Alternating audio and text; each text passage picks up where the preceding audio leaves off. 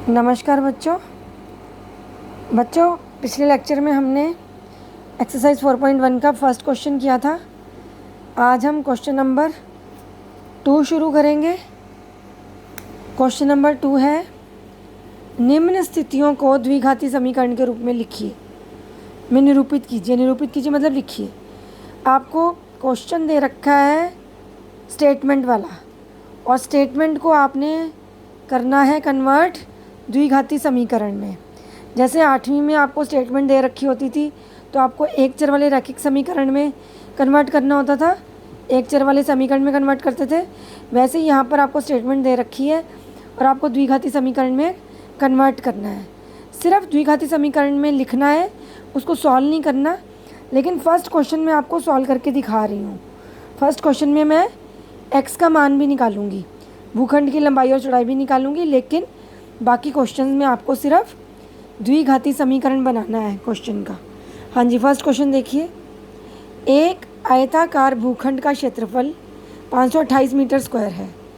क्षेत्र की लंबाई मीटरों में, क्षेत्र की लंबाई चौड़ाई के दुगने से एक अधिक है। तो हमें भूखंड की लंबाई और चौड़ाई ज्ञात करनी है। ये एनसीईआरटी का ही क्वेश्चन है, ध्यान से समझिए क्वेश्चन।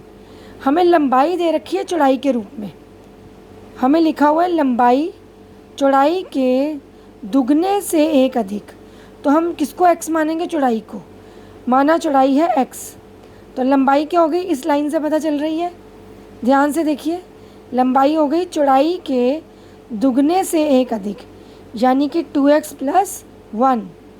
चौड़ाई का दुगना 2x और उसमें एक अधिक मतलब +1। तो ये आ गई चौड़ाई, ये आ गई लंबाई। ठीक है। अब क्षेत्रफल दे रखा है 528।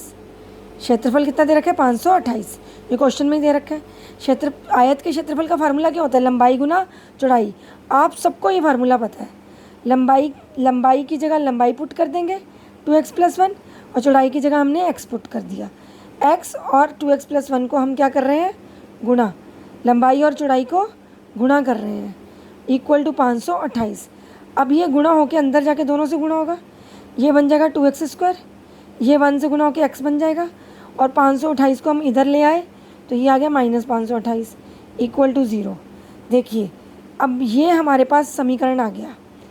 अब इस समीकरण को उसने हल करने के लिए तो नहीं बोला, लेकिन मैं आपको हल करके दिखा रही हूँ मध्यपद तोड़ने वाले मेथड से। मध्यपद तोड़ के जो मेथड करवाया हुआ है आपको छोटी क्लासेस में, उससे सॉल्व करना सिखा रही हूँ। ए है, ये द्विघाती समीकरण बन गया।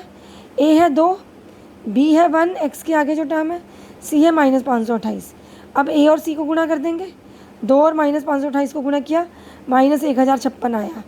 अब 1056 के अब हमें मध्यपद के इस प्रकार टुकड़े करने हैं कि इसके टुकड़ों की गुणा तो आए 1056, लेकिन जमा और घटा आए 1। तो मैंने क्या किया? 1056 का भाज्य गुणनखंड कर लिया।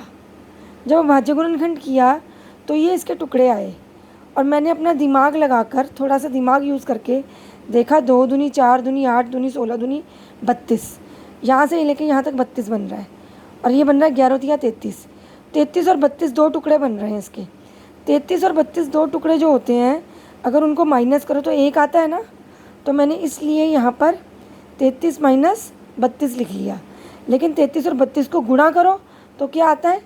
1056 + 33 - 32, +33 और -32 को गुणा करोगे तो आएगा -1056। ठीक है। तो मैंने यहाँ पर 33 - 32 कर लिया और x को बाहर लिख दिया, और -528। अब x अंदर जाके इन दोनों से गुणा हो गया। अब ये 4 पद बन गए। अब इन दोनों में से कौन सा कॉमन है? सिर्फ x कॉमन बाहर आ रहा है। अंदर क्या बचा? 2x + 33, ये ब्रैकेट बन गई। अब जो ब्रैकेट यहाँ बनी है वही ब्रैकेट हमें यहाँ बनानी है। तो यहाँ से क्या बाहर आएगा? 16 बाहर आ रहा है यहाँ से। अगर आप टुकड़े करके देखोगे तो यहाँ से बाहर आएगा -16। -16 बाहर निकाला, अंदर यहाँ बचा 2x, यहाँ बचा +33। तो यहाँ भी ब्रैकेट 2x + 33 की, यहाँ भी ब्रैकेट 2x + 33 की। 2x + 33 की ब्रैकेट बाहर निकाल ली, अंदर क्या बचा? x - 16। ये दो टुकड़े हो गए। अब इन दोनों टुकड़ों को अलग अलग ज़ीरो के रूप में लिख लो। अलग अलग ज़ीरो कर लिया, ये सॉल्व किया तो ये आ गया -33/2। आप सबको समीकरण सॉल्व करना आता है। +33 उधर जाके क्या हो जाएगा -33 और 2 नीचे आके भाग हो जाएगा और ये -16 उधर जाके क्या हो गया +16। तो एक्स के 2 आंसर आ गए, एक ये वाला और एक ये वाला। माइनस वाला हम नहीं लेंगे, रिजेक्ट करेंगे, क्योंकि चौड़ाई कभी भी माइनस में नहीं होती। एक्स क्या है, हमारी चौड़ाई है ना, तो चौड़ाई कभी भी माइनस में नहीं होती, तो हम इसको रिजेक्ट कर देंगे। तो चौड़ाई कितनी आ गई 16 मीटर। तो यानी कि एक्स आ गया हमारा 16 मीटर, तो चौड़ाई आ गई 16। अब लंबाई देखते हैं, लंबाई क्या थी 2x + 1, या एक्स की जगह 16 डाला, 2 × 16 + 1, या क्या 32 + 1 33 मीटर। ये आपके पास आंसर आ गया। चौड़ाई आ गई 16 मीटर और लंबाई आ गई 33 मीटर। देखिए मैंने भूखंड की लंबाई और चौड़ाई दोनों आपको ज्ञात कर दी, लेकिन ये इसमें इस क्वेश्चन में सिर्फ यहाँ तक पूछा हुआ था, सिर्फ द्विघाती समीकरण बनाना था, लेकिन मैंने सॉल्व करके भी दिखा दिया आपको, क्योंकि अगली एक्सरसाइज में वो आपको कहेगा कि क्वेश्चन नंबर 2 के सारे पार्ट्स सॉल्व करो। ठीक है, तो हमने एक पार्ट सॉल्व करके दिखा दिया। अब आगे बढ़ते हैं। अब देखिए बच्चों, अगला पार्ट है आपके पास सेकंड पार्ट।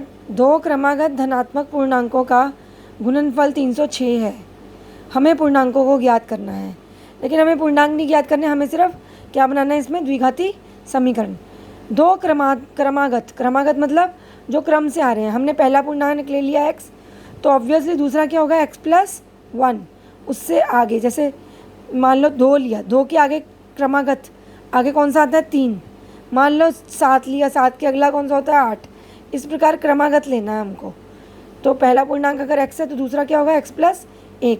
अब उसने बोला 2 क्रमागत धनात्मक पूर्णांकों का गुणनफल यानी कि इन दोनों की गुणा, x और x + 1 की गुणा किसके बराबर है 306 के बराबर।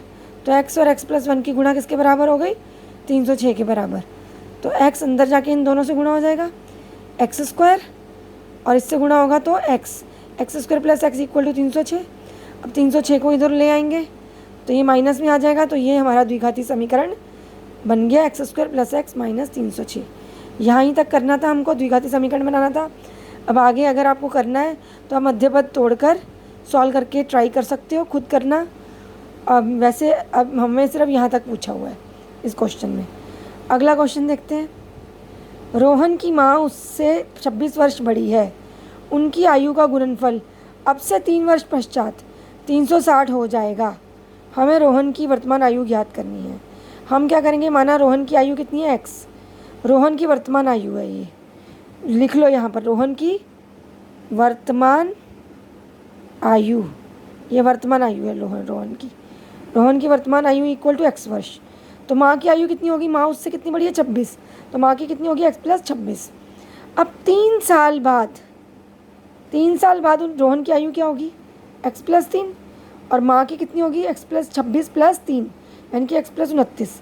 अब हमें जो शर्त दे रखी है, क्वेश्चन की शर्त दे रखी है कि उनकी आयु का गुणनफल अब से 3 वर्ष पश्चात 360 होगा, यानी कि 3 वर्ष पश्चात जो आयु है उनकी, अगर हम उन दोनों को गुणा करेंगे तो = आएगा 360। देखिए अकॉर्डिंग टू क्वेश्चन x + 3 और x + 29 को गुणा करें तो किसके बराबर आता है 360 के बराबर। अब ये द्विपदी से द्विपदी की गुणा है, तो तुम सबको आती है द्विपदी से द्विपदी की गुणा। पहला पद लिया, सेकंड ब्रैकेट ली, गुणा कर दिया, फिर दूसरा पद लिया, सेकंड ब्रैकेट ली, गुणा कर दिया, = 360। x अंदर जाके दोनों से गुणा हो जाएगा और 3 अंदर जाके दोनों से गुणा हो जाएगा।